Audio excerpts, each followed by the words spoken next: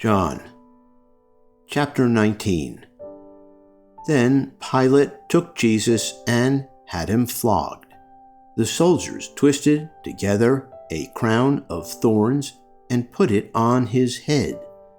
They clothed him in a purple robe and went up to him again and again, saying, "Hail, King of the Jews!" And they slapped him in the face. Once more Pilate came out and said to the Jews gathered there, "Look, I am bringing him out to you to let you know that I find no basis for a charge against him."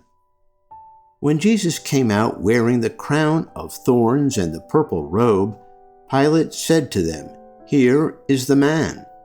As soon as the chief priests and their officials saw him, they shouted, "Crucify! Crucify!" But Pilate answered, "You take him and crucify him. As for me, I find no basis for a charge against him." The Jewish leaders insisted, "We have a law, and according to that law, he must die, because he claimed to be the Son of God." When Pilate heard this, he was even more afraid, and he went back inside the palace. "Where do you come from?" he asked Jesus. But Jesus gave him no answer. "Do you refuse to speak to me?" Pilate said. "Don't you realize I have power either to free you or to crucify you?" Jesus answered, "You would have no power over me if it were not given to you from above. Therefore, the one who handed me over to you is guilty of a greater sin." From then on, Pilate tried to set Jesus free, but the Jewish leaders kept shouting, "If you let this man go, you are no friend of Caesar. Anyone who claims to be a king opposes Caesar." When Pilate heard this, he brought Jesus out and sat down on the judge's seat at a place known as the Stone Pavement, which in Aramaic is Gabbatha. It was the day of preparation of the Passover. It was about noon. "Here is your king," Pilate said to the Jews. But they shouted, take him away, crucify him." "Shall I crucify your king?" Pilate asked. "We have no king but Caesar," the chief priests answered. Finally, Pilate handed him over to them to be crucified. So the soldiers took charge of Jesus. Carrying his own cross, he went out to the place of the skull, which in Aramaic is called Golgotha. There they crucified him, and with two others, one on each side and Jesus in the middle. Pilate had a notice prepared and fastened to the cross. It read, "Jesus of Nazareth, King of the Jews."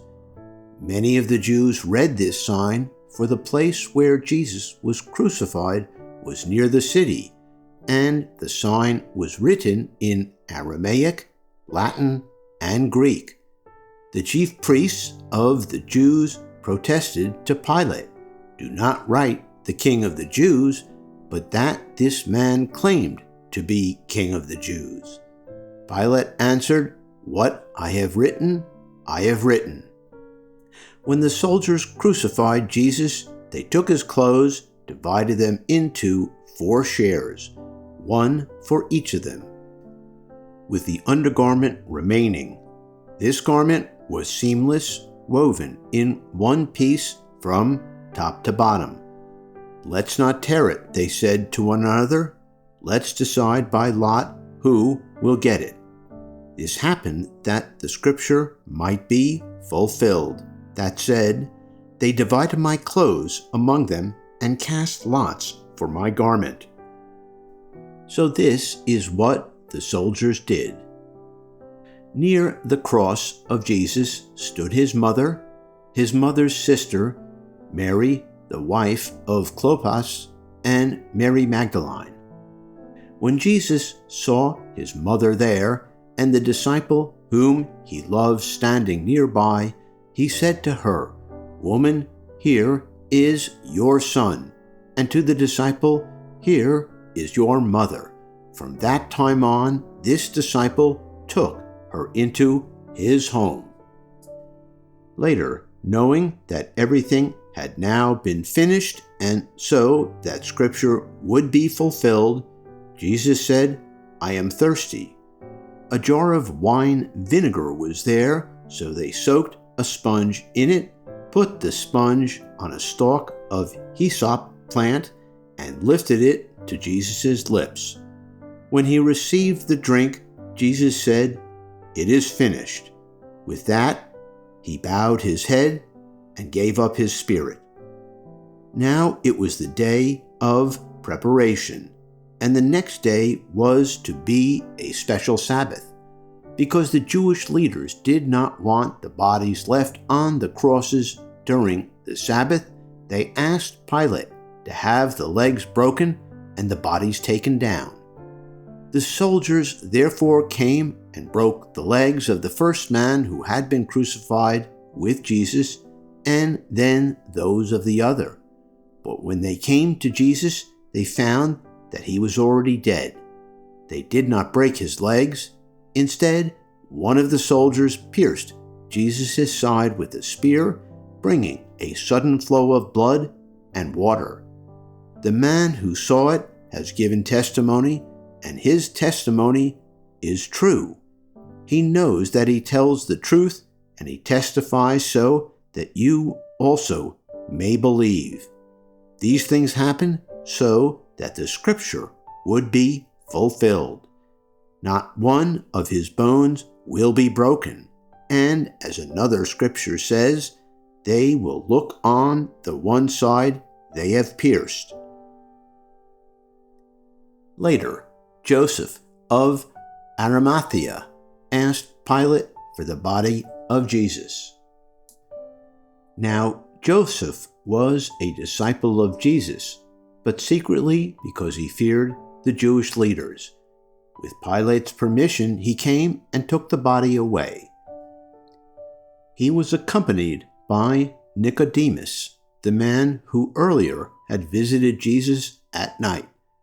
Nicodemus brought a mixture of myrrh and aloes, about 75 pounds. Taking Jesus' body, the two of them wrapped it with the spices in strips of linen. This was in accordance with Jewish burial customs. At the place where Jesus was crucified, there was a garden, and in the garden a new tomb in which no one had ever been laid. Because it was the Jewish day of preparation, and since the tomb was nearby, they laid Jesus there.